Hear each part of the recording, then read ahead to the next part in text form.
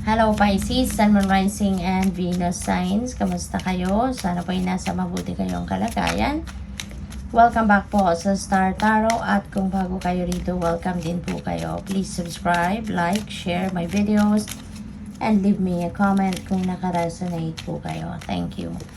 So, first message is property. A property purchase or sale for many, but hid security concerns in any transactions.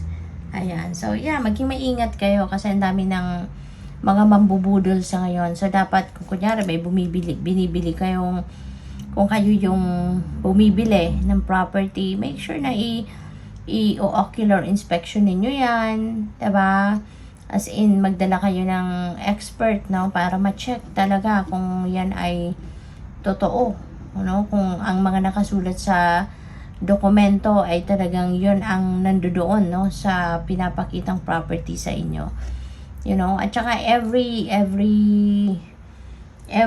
print out na nandiyan dyan sa papel na yan, basahin ninyo talaga, even the smallest mga tiny, ang tawag dito, yung mga maliliit na prints, babasahin ninyong lahat kasi 'di ba maraming mga mambubudol na sa ngayon. Bago kayo pumirma ng dokumento, make sure na binasa ninyo ng maigi ang nilalaman. Okay? We have tough and trying times. Tough times ahead. Think long term and make decisions accordingly. Avoid negative people at all cost. Kasi yung mga negative people na yan, Diyos ko, naglipanan na sila sa mundo. Wag nyong hayaan na dumikit, no, sa energy field ninyo, yung mga negative energies natin ng mga taong ito. Kaya mararamdaman nyo naman no, na yung taong kausap ninyo is a negative person. Kasi unang-una, listen to the wisdom of your body. Meron ka mararamdaman na discomfort kapag you are dealing with someone na negative. Mararamdaman mo yan, uneasy ka, hindi ka komportable. You know, ganon. At saka, yung bang parang yung hindi kayo nag-agree sa bawat isa, 'di ba? At saka basta mararamdaman mo 'yan. Meron kang vibe na kakaibang mararamdaman. Kaya iwasan mo na yung mga ganong klaseng tao. Okay? At saka baka yung taong yan lang maghahatid ng misfortune sa buhay mo, hindi ba? Kaya as soon as possible kapag na-detect mo na negative person niya na, wag mo nang wag mo nang i-entertainin sa buhay mo, wag mo nang palapitin sa'yo, diba? At saka, para maiwasan din ninyo yung tough and trying times na to, maaaring meron pa kayong magawa, kasi hindi pa naman to nangyayari.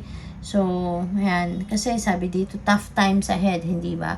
But you can do something para kung kunyari, baka pwede pang maiwasan yan, or kung mangyari man yan, makapaghanda kayo, diba? Makapaghanda kayo. Kaya dapat lang na lagi lang kayong may presence of mind, lagi lang kayong mag-project ng positivity, okay? Para kung meron man mga ganyang pangyayari, hindi kayo malulugmok diyan, hindi kayo magfo-focus diyan sa negativity.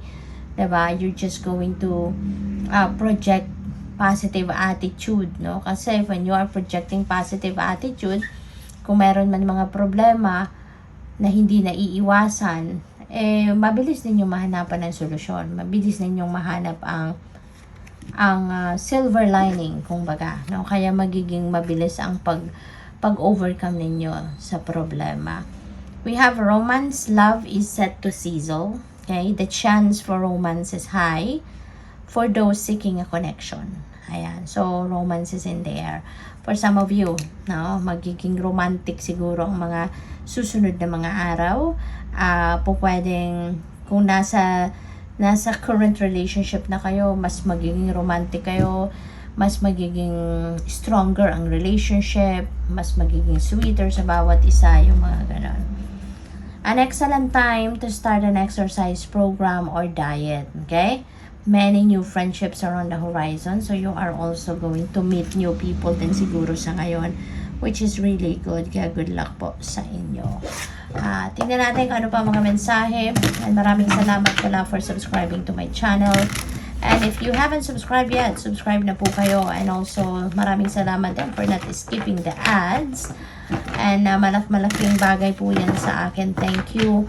And please click the join button po sa baba ng video if you would like to join the membership. Thank you. And sa mga cross-watchers, hello po for being here.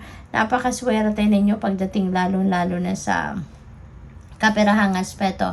Because si Emperor, this is about stability. You know, so sisikapin ng karamihan sa inyo sa ngayon na makapagsimula kayong mag-establish ng sarili ninyong financial empire. Yung financial future, yun ang focus ninyo.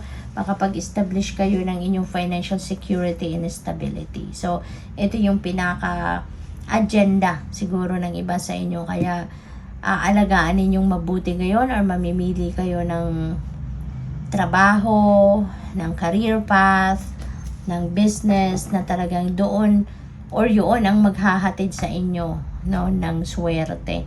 Yun ang maghahatid sa inyo ng magandang sitwasyon pagdating sa kaperahang aspeto. Emperor is also a person of authority. Kaya maaari na ang iba sa inyo po pwedeng kayo ay mapopromote into a leadership role or baka kayo ay nasa mataas na posisyon na talaga ngayon sa inyong pinagtatrabahuan. No? Nandoon na kayo sa seat of power. So, congrats sa'yo. What else? High Priestess. Ayan, lagi kayo makikinig, no? Sa inyong intuition. Kasi yung intuition ninyo sa ngayon will be on point. Will be extrang malakas. Kaya, take advantage of that. Na pakinggan ninyo yung mga intuitive messages and nudges na pinapadala sa inyo ng Divine Universe. Alright? Pakinggan ninyo yung inyong gut feel.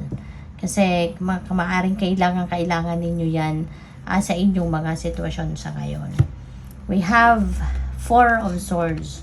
This is time for relaxation, for contemplation. Maaaring ang iba sa inyo is seeking for peace and tranquility. Kayang-kaya ninyong ibigay sa sarili ninyo yan, no? Kailangan nyo lang pagdesisyonan yan na mag-step back kayo at some point. Mag-step back muna kayo ng kahit saglit lang sa worldly things na pinagkakabalahan ninyo at kayo'y magpahinga naman. Bumawi naman kayo sa katawan ninyo, diba? Na napagod na. We have Knight of Cups. Since meron kayong romance card dito, so most likely, baka merong offer dito ng kung single pa kayo maaaring meron ditong manliligaw talaga sa inyo. Maaari din na meron ditong mag-e-express na ng kanyang romantic interest sa inyo. Maaaring meron ditong magpapahayag ng kanyang pag-ibig sa iyo. Baka matagal ka na nitong binabantayan, baka ini-stalk ka na nito sa social media, kilalang kilala ka na niya through social media at baka ngayon maglalakas ng loob siya na magsabi sa iyo. For some of you, no, but not for all of you, okay? But for some of you, meron din ako rito napipick up na indecent proposal. For some of you, baka kayo ay nasa relationship na, baka meron ditong merong pang manliligaw sa inyo, or baka kayo ay nasa relationship na, baka kayo yung may gusto pang ligawan, no? So, pwedeng ganun. But, depende yan sa inyong sitwasyon. But yes, I'm getting that kind of energy. So, good luck. Thank you for watching. Love and light. Namaste.